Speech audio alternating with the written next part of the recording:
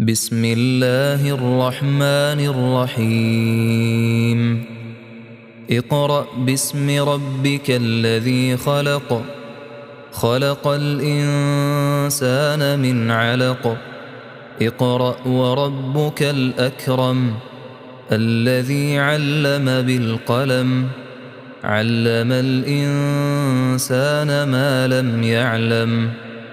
Ey Payg'ambar, o'zingizga tushirilgan Qur'onni butun mahluqotni yaratgan Rabbingiz nomi bilan boshlab o'qing. U insonni laxta qondan yaratgan zotdir. Ey Payg'ambar, sizga tushirilgan oyatlarni o'qing. Shubhasiz, Rabbingiz ehsoni ko'p, o'ta saxovatli zotdir.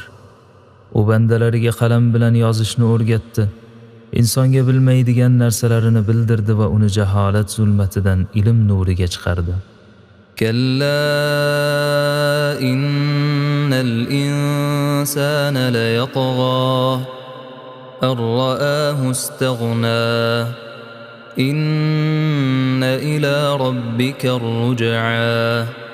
Dar haqiqat, inson boylik sababli kibrga berilgan paytda tug'yon qilib Allohning chegaralaridan chiqadi.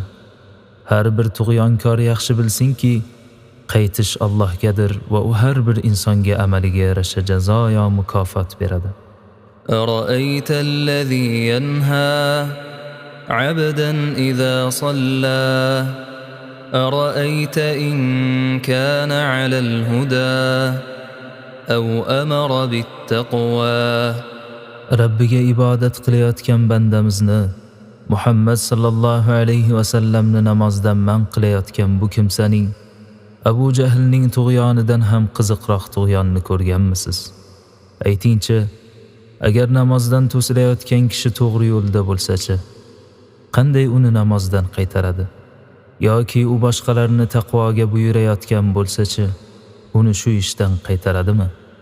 Ara'ayta in kazzaba wa tawalla alam ya'lam bi anna Alloha yara كلا لئن لم ينته لنسفعا بالناصية ناصية كاذبة خاطئة فليدع ناديه سندع الزبانية كلا لا تطعه واسجد واقترب.